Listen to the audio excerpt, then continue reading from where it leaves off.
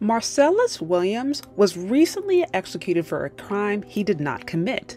This happened around the same time a black trad wife swirler went viral for picking cotton. She joked that cotton picking was relaxing and that it was in her DNA. Stories like this highlight key differences between the black female and black male experience. Now, of course, black people can experience success in the USA, but let's not overlook how their unique experience feeds into an overall plan to divide and conquer the black community. And in this video, I want to examine how this works.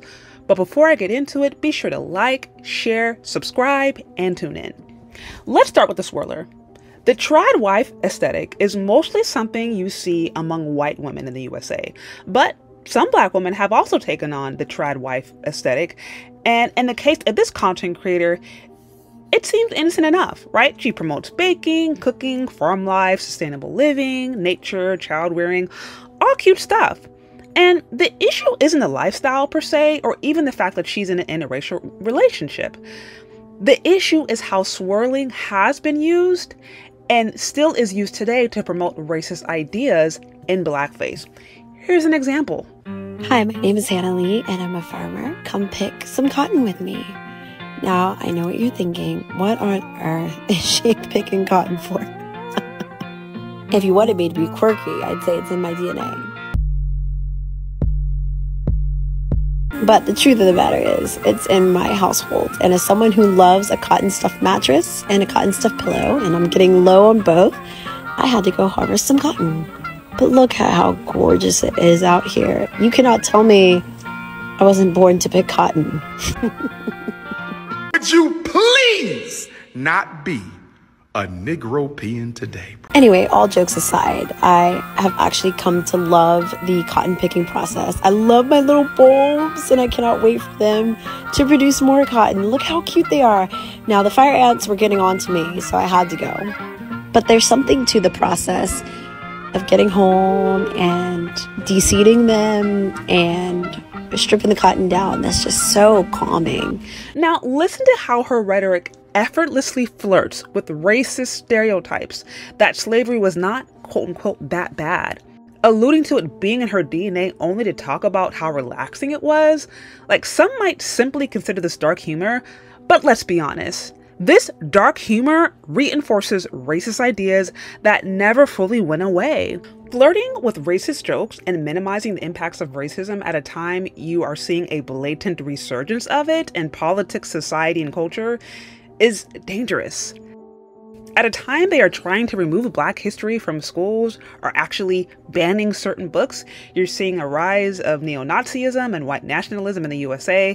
That's incredibly dangerous. I mean, imagine a Jewish woman going viral for laughing at the idea of being in an internment camp. Like, that's ridiculous, highly offensive, and would be banned and should be banned. It wouldn't happen. But a Black person can go on and laugh about a completely traumatizing scenario and it goes viral and it's just dark humor. But why is that? Why is there this disconnect when it comes to the experiences that Black people have and a consistent need to minimize it? Well, Dr. Hasan Johnson offers us a clue in his book.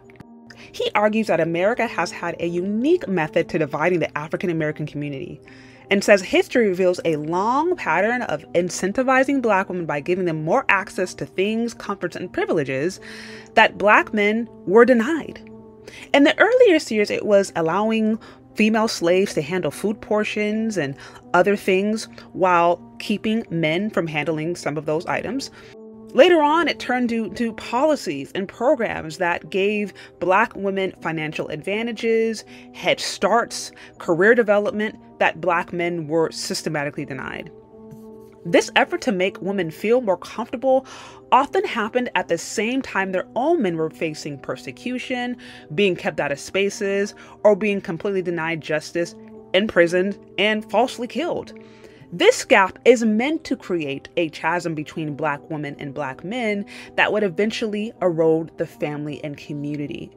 Now, I wouldn't say that a Black woman marrying a white man is necessarily the tool of white supremacy, but a video going viral that minimizes slavery from a swirler even if it's through blackface, yeah, that is absolutely racist. Like, in a cultural environment that is actively looking for ways to undercut Black history and Black communities, that is dangerous.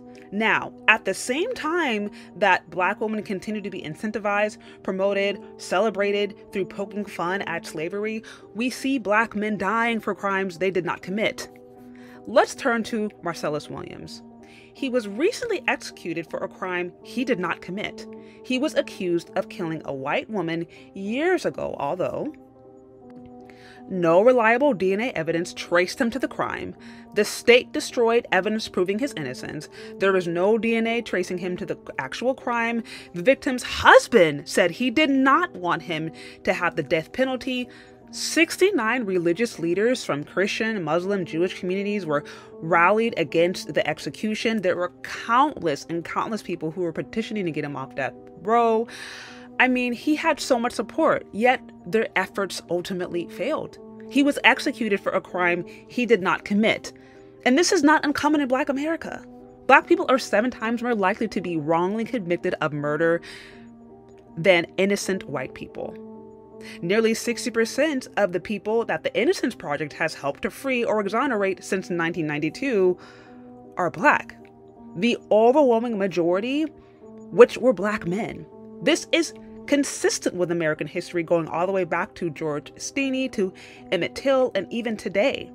And so while these stories are quite different and have nothing to do with each other, they are reflections of a dark trend that goes all the way back to the beginning of this nation.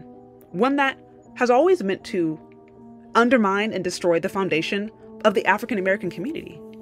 And so I'm not trying to be Debbie Downer, but I want you guys to understand. Anytime you see a Black woman being celebrated and incentivized for disrespecting her culture or herself, anytime you see Black men being ritualistically ridiculed, ritualistically humiliated, and ritualistically killed, we have to remember that this is a reflection of a long, dark legacy and a long, dark agenda to ultimately destroy the Black community. But this is no way a reflection of the value of Black men or Black women. And it's also not a reflection of their destiny, simply a reflection of evil, demonic agendas, spirits, and people who are deranged and who just are racist, right? I mean, it's a reflection of that. But I think as a result, this is also why it's increasingly important to just not take things as they are, and to not allow the mainstream system, to not allow the world system, to not allow what you just see on television or online, or just, just the general sense of culture to be the thing that informs you about your identity, about who you are, your value, and your worth. You have to get that elsewhere. Because if you don't, if you just listen to what they're saying about you in America, you're gonna feel pretty crappy. You're gonna feel pretty horrible about yourself. And you likely won't like the person you see in the mirror or the people who share your reflection. And so this is why, especially as African Americans, especially as Black people, you have to look beyond what they're saying about you to actually have a solid sense of who you are and to have any sense of dignity and pride. Obviously, understanding our own cultural history is important. And obviously, first and foremost, having that strong connection with the Most High and hearing what He has to say about us ultimately, and hearing about His plan and His purpose for you individually and also for your people. You have to see what's going on. Anyways, that's what I have. What do you guys think? Do you agree? Do you disagree? Let me know. Also, be sure to check me out in Sacred Life, where I talk a lot more about my own spiritual journey, how it is that I personally go about having a solid identity in who I am as a spiritual being, as a Black woman, and my relationship with Christ. Check me out there.